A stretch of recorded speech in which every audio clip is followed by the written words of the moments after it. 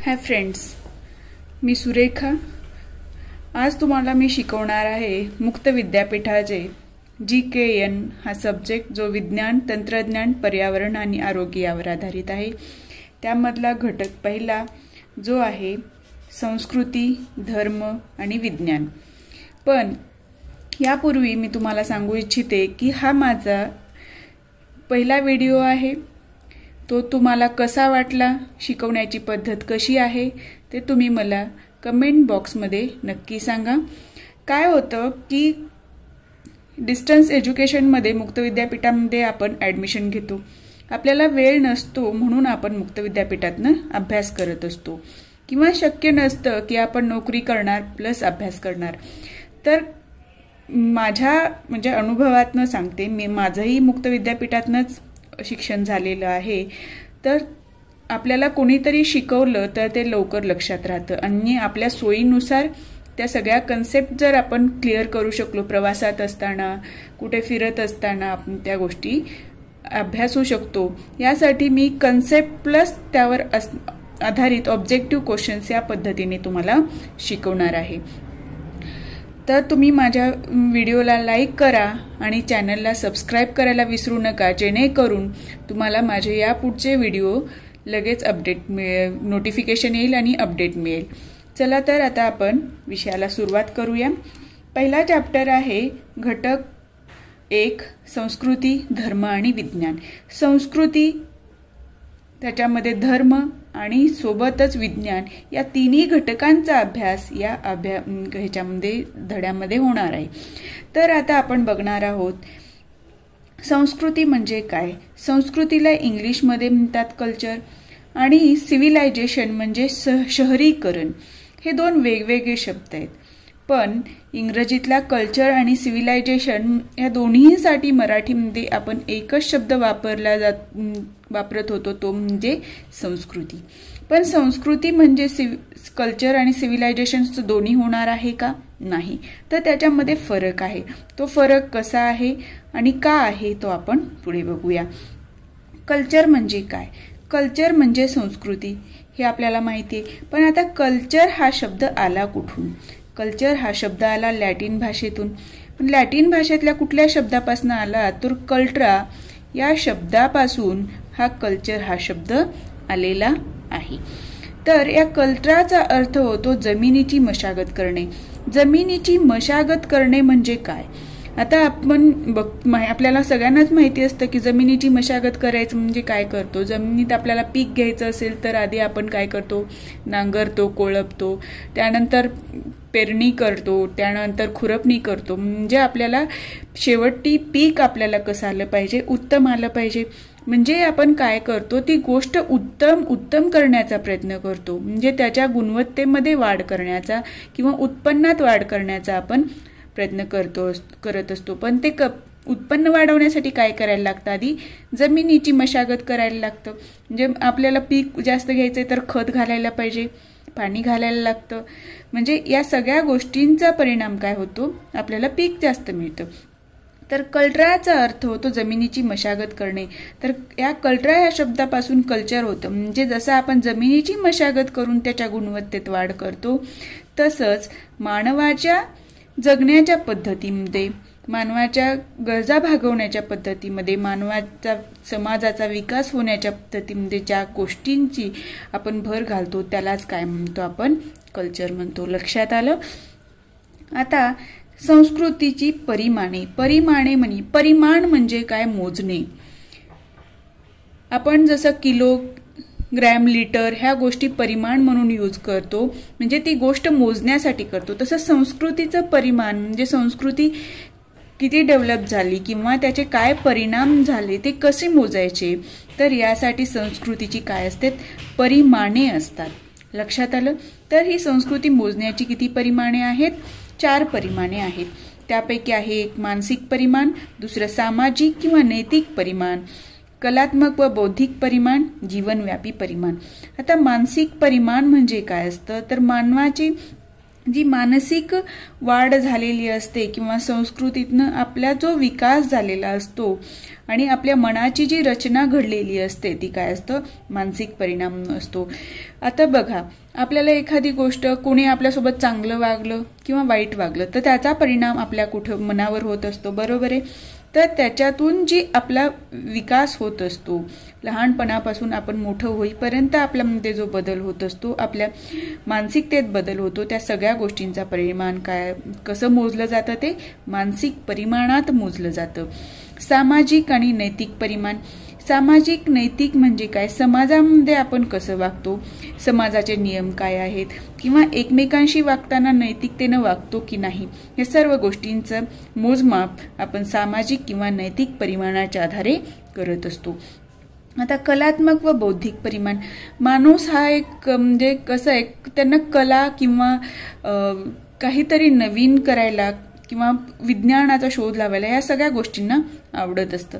तर त्यानुसार व्यक्तीचा कलात्मक किती विकास झाला, बौद्धिक काय विकास झाला, कुठले शोध लावले, त्यात परत कलात्मकतेमध्ये आपण एखादा प्रोजेक्ट बनवत असू किंवा त्यामध्ये एखादं घर बांधत असू आपण कपटाचं वगैरे, तर त्यामध्ये आपण नवीन नवीन म्हणजे ॲड करत जातो. याच्यावर कुठली आकृती काढल्यानंतर, कुठला चित्र काढल्यानंतर ते छान दिसेल, रांगोळी काढताना कुठली काढली पाहिजे, ह्या सगळ्या गोष्टी म्हणजे कलात्मकतेत येतात. आणि ह्या सगळ्या गोष्टींचा इन शॉर्ट मोजणं म्हणजे काय असतं, बौद्धिक व कलात्मक परिमाण असतं, त्याचा मोजमाप करणं. आता जीवनव्यापी परिमाण. जीवनव्यापी म्हणजे पूर्णपणे जीवन व्यापणारं, म्हणजे याच्यामध्ये बऱ्याच सगळ्या गोष्टी येतात, बौद्धिक येतात, परत सामाजिक येतात, कलात्मक येतात. ह्या सर्व गोष्टींचे मोजमाप या जीवनव्यापी परिमाणामध्ये केलं जातं. लक्षात आलं. संस्कृतीची परिमाणे किती, संस्कृतीची 4 परिमाणे. परिमाण म्हणजे काय, मोजमाप करण्याचा घटक. तर ते संस्कृतीचे परिमाण आपण कुठल्या 4 पद्धतीने मोजतो, मानसिक परिमाण, सामाजिक नैतिक परिमाण, कलात्मक व बौद्धिक परिमाण आणि जीवनव्यापी परिमाण. आता पुढचं बघूया, संस्कृती.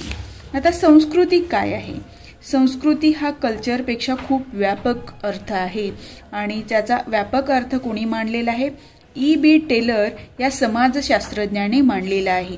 हा समाजशास्त्रज्ञ कधी होऊन गेला, 19व्या शतकात होऊन गेला आणि त्याने नेमकेपणानं कल्चरची म्हणजे संस्कृतीची व्याख्या केलेली आहे. तर आता आपण E.B. टेलर यांची काय व्याख्या आहे ते पाहणार आहोत. संस्कृती म्हणजे गुंतागुंतीची समग्रता. म्हणजे संस्कृती काय आहे, गुंतागुंतीची समग्रता. समग्रता म्हणजे एकत्र येणे. की जीत म्हणजे काय, ज्यात एखाद्या समाजातील सदस्यांनी किंवा मानवांनी मिळवलेले ज्ञान, विश्वास, कला, नीतिमूल्य, कायदा, रीतिरिवाज आणि विविध क्षमता आणि सवयी या सर्वांचा समावेश होतो. म्हणजे E.B. टेलरनी व्याख्या बघा किती परिपूर्ण केली आहे की संस्कृतीमध्ये खूप सारी गुंतागुंतीची समग्रता आहे. म्हणजे यामध्ये संस्कृतीमध्ये अनेक गोष्टी समाविष्ट आहेत. तर त्या काय आहेत, तर समाजात जे काही व्यक्ती आहेत, सदस्य आहेत, मानव समूह आहे, त्यांनी मिळवलेलं ज्ञान आहे, त्यांनी एकमेकांविषयी मिळवलेला विश्वास आहे, त्यांनी निर्माण केलेल्या कला आहेत, त्यांनी एकमेकांशी वागताना जपलेली नीतिमूल्य आहेत, समाजात वागताना तयार केलेली कायदे आहेत. आणि आपण रीतिरिवाज जे म्हणतो की आमच्या समाजात ही रीती आहे, ही रिवाज आहे, असे रीतिरिवाज. परत विविध क्षमता ज्या आपल्यामध्ये डेव्हलप झालेल्या असतात त्या आणि आपल्या सवयी, या सगळ्यांचा समावेश काय होतो, संस्कृतीमध्ये होतो, असं E.B. टेलर या समाजशास्त्रज्ञांनी व्याख्या केलेली आहे. जर यावर प्रश्न असा येऊ शकतो आपल्याला ऑब्जेक्टिव्ह की संस्कृतीची व्यापक व्याख्या कोणी केलेली आहे, तर संस्कृतीची व्यापक व्याख्या कोणी केली, E.B. टेलर यांनी केलेली आहे. आता आपण बघणार आहोत आधुनिक समाजाला जशी संस्कृती आहे तशी अगदी आदिम टोळी समाज जगणाऱ्या मानव समूहांनाही आहे. म्हणजे जसं आज आपण जगतोय तर आपल्याला काही संस्कृती आहे, तसं आपल्या आधी जे टोळी समाज होता, त्यानंतर डेव्हलप झालेली समाज, म्हणजे एक एक स्टेप आपण पुढे गेलो. जसं आपण रानटी जीवन जगायचो, त्यानंतर टोळीनं राहायचो. म्हणजे ह्या प्रत्येकाला काय आहे, त्यांची प्रत्येकाची एक संस्कृती आहे आणि त्यामध्ये भर पडत पडत आपली आजची संस्कृती निर्माण झालेली आहे. लक्षात आलं? तर असा जर प्रश्न आला की आदिम टोळी समाज जगणाऱ्या मानव समूहांना संस्कृती आहे की नाही, तर आदिम टोळी जीवन जगणाऱ्या मानव समूहांना संस्कृती आहे, हे त्याचं उत्तर येणार आहे. आता बघा कल्चर जो याला काय आहे, व्यापक अर्थ. व्यापक म्हणजे काय असतो, मोठा. आता आपण बघितलं कल्चरमध्ये काय काय येतं. E.B. टेलरनी सांगितल्याप्रमाणे ज्ञान, विश्वास, कला, नीतिमूल्य, कायदा, रीतिरिवाज, विविध क्षमता, आपल्या सवयी, ह्या सर्व गोष्टींचा समावेश कल्चरमध्ये होतो. म्हणून कल्चरला काय आहे, व्यापक म्हणजे मोठा अर्थ आहे. यामध्ये खूप साऱ्या गोष्टींचा समावेश होतो. पण सिव्हिलायझेशनमध्ये आहे का, नाही. सिव्हिलायझेशन म्हणजे काय, नागरीकरण. बरोबर आहे. आता नागरीकरण किंवा नागरी जीवन याला शब्दाला अर्थ आहे का, नाही. फक्त याला लिमिटेड अर्थ आहे, शहराचं जीवन किंवा शहरात झालेली प्रगती, एवढंच याचा अर्थ होऊ शकतो. आता आपण बघणार आहोत सिव्हिलायझेशन हा शब्द कसा तयार झाला. तर सिव्हिलायझेशन म्हणजे काय, नागरता किंवा शहरीकरण. आता या शब्द बनला कसा. सिव्हिलायझेशन हा शब्द बनला लॅटिन शब्द सिव्हिक्स पासून. सिव्हिस म्हणजे काय, सिव्हिस म्हणजे नागरिक शास्त्र. आपल्याला माहितीये नागरिक शास्त्र याला आपण काय म्हणतो, सिव्हिक्स म्हणतो. तर ह्या सिव्हिस पासून काय झालेलं आहे, सिव्हिलायझेशन. म्हणजे सिव्हिस म्हणजे नागरिक शास्त्र. जसं नागर म्हणजे एखादा व्यक्ती, त्याच्या जे शास्त्र आहे जगण्याचं वगैरे, त्यावरून आपण काय करतो, सिव्हिक्स करतो, म्हणजे ते नागरिक शास्त्र. तसंच त्याच शब्दापासून काय झालेलं आहे, सिव्हिलायझेशन हा शब्द बनलेला आहे सिव्हिस पासून. आता सिव्हिसचा अर्थ काय आहे, शहरी जीवनाशी संबंधित. या अर्थाचा संबंध कशाशी येतो, शहरी जीवनाशी संबंधित. शहरी म्हणजेच काय, नागर जीवन. नागर म्हणजेच काय असतं, शहर. लक्षात आलं? आता बघा, रानटी लोकांना कल्चर असू शकेल पण त्यांना सिव्हिलायझेशन म्हणता येणार नाही. म्हणजे रानटी लोक जे, त्यांना संस्कृती आहे, कल्चर आहे, पण ते नागरी जीवन जगत होते का, नाही. म्हणून रानटी लोकांना कल्चर असू शकेल पण सिव्हिलायझेशन आहे असं म्हणता येणार नाही. सॉरी. कल्चर अर्थात संस्कृती. आता याचा अर्थ बघूया. संस्कृती हा शब्द बनला कसा, तर संस्कृती हा शब्द मुळात संस्कृत भाषेतून आला आहे. आता संस्कृत भाषेतल्या कुठल्या शब्दापासून संस्कृती तयार झाली ते बघूया. आता हा संस्कृत हा शब्द या धातूपासून बनला. आता कुठला धातू, सम अधिक कृ. सम म्हणजे काय, चांगले. कृ म्हणजे करणे, चांगली कृती करणे. आता समकृ पासून बनतो कुठला शब्द, संस्कार. संस्कृती बनतो का, नाही. समकृ पासून बनतो शब्द संस्कार. लक्षात आलं? सम आणि कृ, मचा पाय मोडलेला आहे कृ. आता याच्यापासून बनला संस्कार. आता संस्कारची व्याख्या काय केलेली आहे आपल्याला संस्कृतमध्ये, गुणांतराधानम दोषापनयनम च. म्हणजे गुणांतराधानम, गुणांत म्हणजे काय, गुण. राधानन म्हणजे काय, गुणवत वाढवणे. दोषाप म्हणजे काय, दोष. पनयन म्हणजे नष्ट करणे, म्हणजे दोष मुक्त करणे. आणि गुणांचं काय करणे, वर्धन करणे किंवा गुण वाढविणे. तर आता संस्कारचा अर्थ होतो एखाद्या वस्तूमध्ये नवीन गुणवत्ता प्रविष्ट करणे. प्रविष्ट करणे म्हणजे काय, ऍड करणे, अधिक करणे. आणि तिच्यातला दोष दूर करणे, दोषापनयनम. म्हणजे इथे संस्कार हा शब्द जो बनला आहे संस्कृतमध्ये, ह्या संस्कार पासून घेतलेला आहे संस्कृती. लक्षात आलं? संस्कार म्हणजे काय, सम अधिक कृ. सम म्हणजे चांगले, कृ म्हणजे करणे, चांगले करणे, कुठलीही गोष्ट चांगली करणे. यापासून हा शब्द बनला आहे संस्कृती. आलं लक्षामध्ये? तर प्रश्न असा येऊ शकतो, संस्कृती हा शब्द कुठल्या भाषेतून आला आहे. तर पुढे जाऊया. आता बघा संस्कृती. आता संस्कृती म्हणजे आपण बघितलं एखादी गोष्ट चांगली करणे, पण चांगली करतो कोणापेक्षा? पहिल्यापेक्षा. म्हणजे आधी जी काही गोष्ट होती, आता अभ्यास आपण करत असतो, काल केलेला अभ्यास आणि आज केलेला अभ्यास याच्यामध्ये जी कालपेक्षा जी आज प्रगती झालेली आहे ती काय असते? आपली ॲडिशनल अचिव्हमेंट असते. तीच संस्कृतीमध्ये सांगितलेलं आहे. एखादी गोष्ट पहिल्यापेक्षा चांगली करणे, तिच्यात गुणात्मक सुधारणा करणे म्हणजे काय आहे? संस्कृती आहे. तर संस्कृतीमध्ये दोन गोष्टींचा समावेश असतो. संस्कृतीमध्ये परंपरा पण येतात, म्हणजे जे आदिम टोळीपासून ज्या काही आपल्यामध्ये बदल होत गेले, जी काही संस्कृती डेव्हलप होत गेली, त्यात सुधारणा होत गेली, ती सर्व गोष्टी म्हणजे काय? परंपरा आहेत. बरोबर आहे. रिच्युअल्स, आपण लग्न सोहळ्यामध्ये असू द्या किंवा एखादं कुठलाही सामाजिक कार्य असू द्या, पूजापाठ असू द्या, घरी काय म्हणतो? ही परंपरा चालत आलेली आहे. म्हणजे हे आदिम टोळीपासनं जी काही डेव्हलप होत गेलेली संस्कृती आहे त्यामध्ये ह्या परंपरा आलेल्या आहेत. आता नवीनता किंवा परिवर्तन म्हणजे काय? नवीनता म्हणजे आपण जे ऍड करतो, नवीन गोष्टी समाविष्ट करतो, त्या काय झाल्या? नवीनता. किंवा परिवर्तन म्हणजेच काय? बदल म्हणजेच काय? नवीन बदल असतात.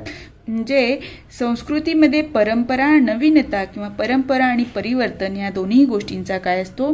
मिलाफ असतो. म्हणजेच काय असतो? समावेश असतो. एखाद्या समाजाची संस्कृती समजून घेताना ज्याप्रमाणे त्या समाजात पूर्वापार चालत आलेल्या, म्हणजे बघा, पूर्वापार चालत आलेल्या ज्ञान, कला, नीती, अध्यात्म विषयक परंपरांचा आढावा घ्यावा लागतो.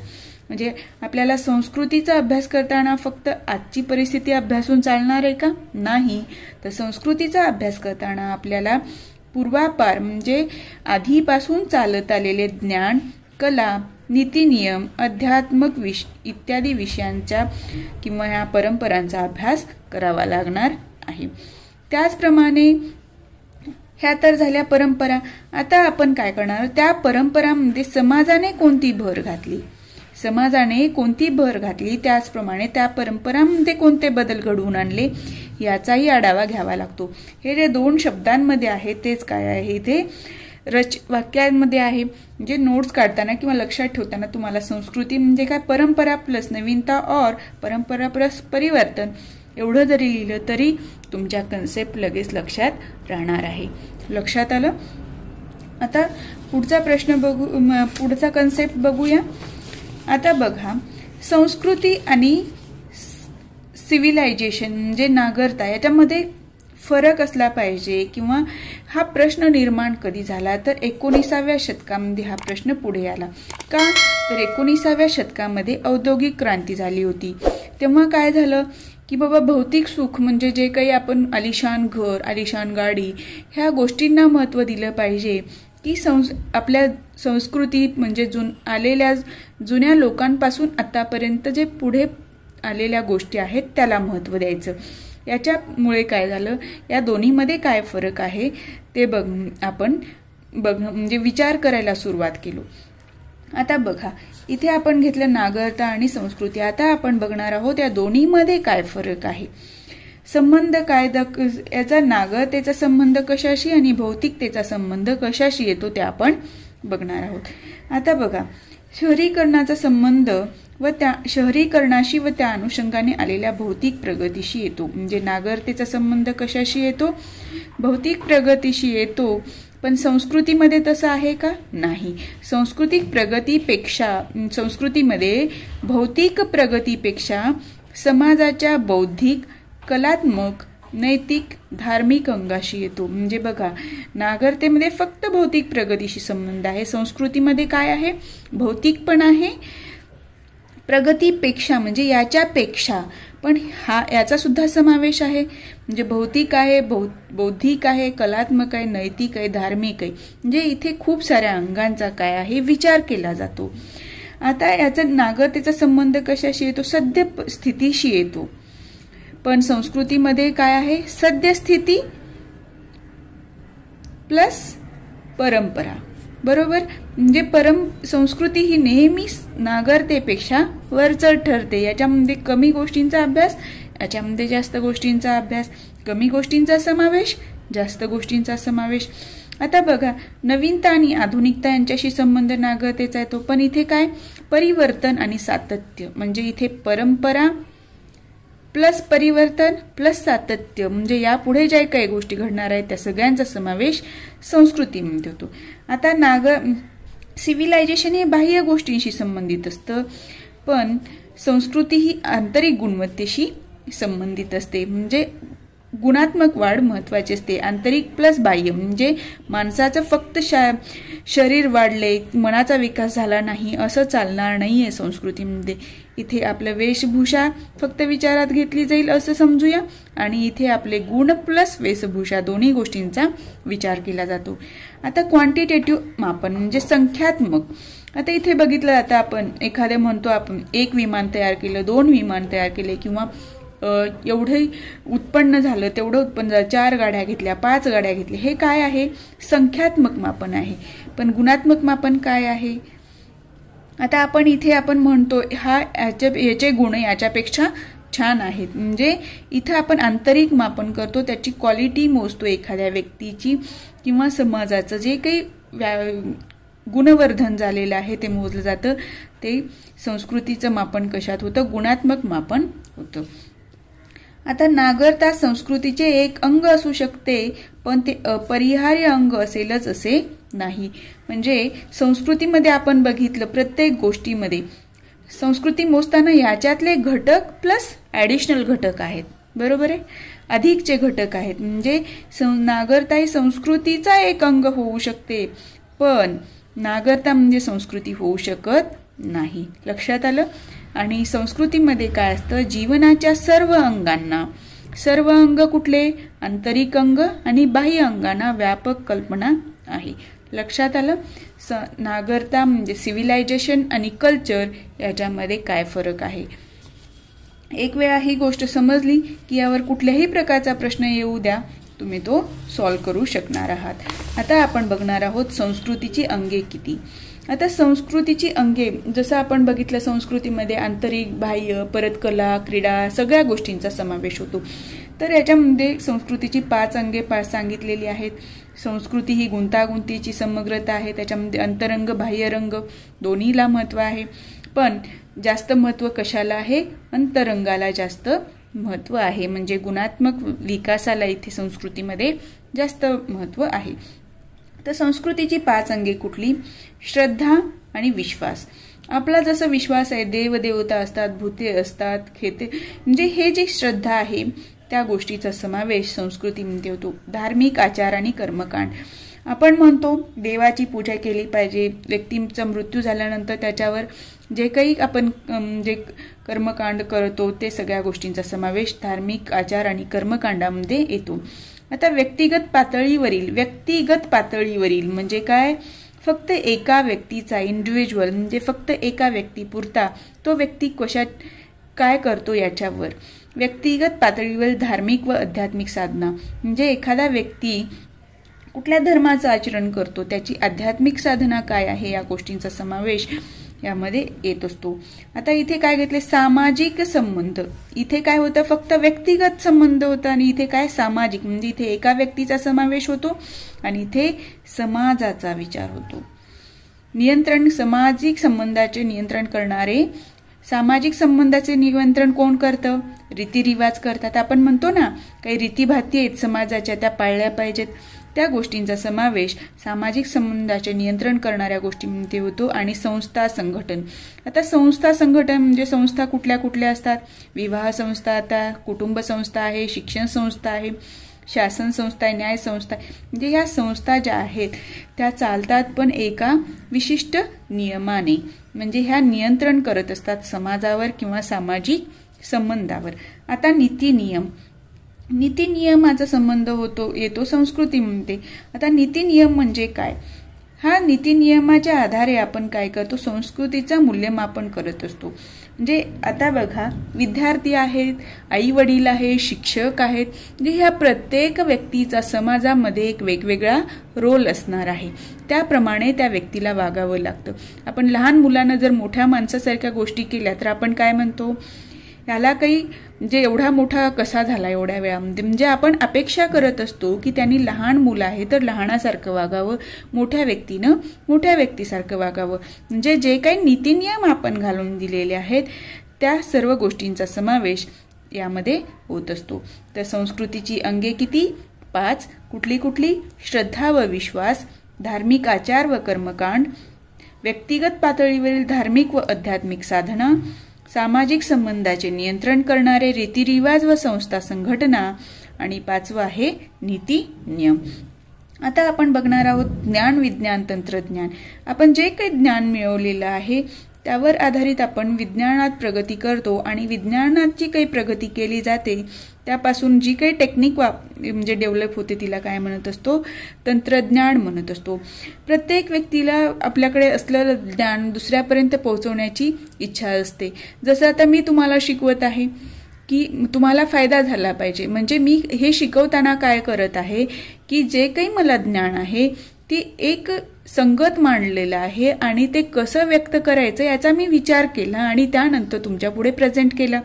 म्हणजे ज्ञान, विज्ञान, तंत्रज्ञानामध्ये या गोष्टीचा समावेश होतो की व्यक्तीने आतापर्यंत ज्ञान काय मिळवलेलं आहे, विज्ञानात काय प्रगती केलेली आहे आणि तंत्रज्ञान त्यावर काय डेव्हलप झालेलं आहे. तंत्रज्ञानाचा वापर करून आपण आपल्या घरात मशीन्स वगैरे बनवतो आणि त्याचा वापर आपले जीवन सुखकर करण्यासाठी उपयोग करून घेतो. कला, क्रीडा. माणसाला सतत म्हणजे या दगदगीच्या जीवनामध्ये असू द्या किंवा शांत जरी असलं तरी माणसाला काय वाटतं की काहीतरी मनोरंजन केलं पाहिजे. त्यासाठी काय करत असतो? तो काहीतरी नवीन निर्माण करण्याचा, कलात्मक निर्माण करण्याचा प्रयत्न करतो. काही जण रांगोळ्या काढतात, काही जण म्हणजे काही डिझाईन वगैरे करतात, काही जण खेळ खेळतात. या सर्व गोष्टींचा समावेश सुद्धा संस्कृतीमध्ये येत असतो. लक्षात आलं? या पद्धतीने आपण संस्कृती आणि सिव्हिलायझेशन म्हणजे कल्चर अँड सिव्हिलायझेशन हा भाग आपण इथे संपवलेला आहे. यावर आधारित काही मी प्रश्न म्हणजे आता आपले ऑब्जेक्टिव्ह क्वेश्चन्स येतात त्यावर आधारित कसे प्रश्न तयार होऊ शकतात ते बघितलेले. या व्यतिरिक्त आपल्याला बरेच प्रश्न तयार होतात. जर तुमचे मी शिकवलेले ह्या सगळ्या कन्सेप्ट क्लिअर झाल्या तर कुठल्याही पद्धतीने प्रश्न येऊ द्या, हे ऑब्जेक्टिव्ह येऊ द्या, डिस्क्रिप्टिव्ह येऊ द्या, तुम्ही ते एकदम चांगल्या पद्धतीने सॉल्व्ह करू शकता. आता प्रश्न बघा, कल्चर हा शब्द डॅश डॅश या शब्दापासून आला आहे. तर कल्चर हा शब्द कुठल्या शब्दापासून आला आहे? कल्ट्रा ह्या शब्दापासून आलेला आहे. बरोबर आहे. कल्ट्रा म्हणजे काय? कल्ट्रा म्हणजे काय? जमिनीची मशागत करणे. बरोबर आहे? आठवतंय? आता संस्कृतीची परिमाणे आहेत. संस्कृतीची किती परिमाणे आहेत? संस्कृतीची 4 परिमाणे आहेत जी आपण बघितली. मानसिक परिमाण, बौद्धिक आणि सामाजिक नैतिक परिमाण, बौद्धिक परिमाण, कलात्मक परिमाण आणि जीवनव्यापी परिमाण. संस्कृती व नागरीकरणपैकी व्यापक संकल्पना कोणती? तर संस्कृती आणि नागरीकरणापेक्षा पैकी व्यापक संकल्पना कुठली आहे? संस्कृती ही व्यापक संकल्पना आहे. आधुनिक समाजाप्रमाणे आदिम टोळी जीवन जगणाऱ्यांना संस्कृती नसते. ही चूक की बरोबर? तर चूक आहे. का? तर टोळी जीवन जगणाऱ्यांना सुद्धा संस्कृती असते. बरोबर. आता पुढचा प्रश्न बघूया. सिव्हिलायझेशनचा संबंध डॅश डॅश जीवनाशी येतो. सिव्हिलायझेशनचा संबंध शहरी किंवा नागरी जीवनाशी येतो. संस्कृती हा शब्द कोणत्या भाषेतून आला आहे? संस्कृती हा शब्द संस्कृत भाषेतून आला आहे. सम आणि कृ या धातूपासून हा शब्द तयार आलेला आहे. समकृम पासून आपण बघितलं संस्कार. बरोबर आहे. संस्कार पासून बनला आहे संस्कृती. राईट. आता बघा, डॅश डॅश मध्ये परंपरा व नवीनता यांचा मिलाफ आहे. आता इथे ऑप्शन आले कल्चर, सिव्हिलायझेशन, तर काय येईल? कल्चर म्हणजेच काय? संस्कृतीमध्ये आपण बघितलं परंपरा आणि नवीनता या दोन्हीचा काय तो मिलाप असतो. नागरीकरणाचे मापन कोणत्या पद्धतीने केले जाते? ऑप्शन जर असेल संख्यात्मक, गुणात्मक, तर काय ऑप्शन येईल? नागरीकरणाचं मापन कसं केलं जातं? संख्यात्मक. बरोबर आहे. क्वांटिटेटिव्ह. इथे गुणाचा विचार केला जातो का नागरीकरणामध्ये? नाही. तर किती विकास झाला, किती प्रगती झाली, किती उत्पन्न झालं या प्रकारे म्हणजे संख्यात्मक मापन केले जाते. संस्कृतीची अंगे किती? संस्कृतीची अंगे किती आहेत? 5 अंगे आहेत जे आपण आताच पाहिलेली आहेत. या पद्धतीने आपण हा इथे एक पार्ट संपवलेला आहे। तुम्हाला माझा हा व्हिडिओ कसा वाटला, माझी शिकवण्याची पद्धत कशी वाटली ते नक्की तुम्ही कमेंट करून सांगा। आणि हा माझा फर्स्ट व्हिडिओ आहे यूट्यूबवर या विषयावरचा। प्लीज सबस्क्राइब करा आणि सपोर्ट करा। आणि तुम्हाला कुठल्या विषयाची तुम्हाला नोट्स हव्या आहेत, मी आता काढलेल्या त्या पद्धतीने तुम्हाला नोट्स म्हणजे व्हिडिओ थ्रूच मिळतील, ते तुम्ही कमेंटमध्ये मला सांगू शकता। माझा जर व्हिडिओ आवडला असेल तर व्हिडिओला लाईक करा आणि दुसऱ्यांपर्यंत पोहोचवण्यासाठी शेअर करा आणि चॅनलला सबस्क्राइब करा।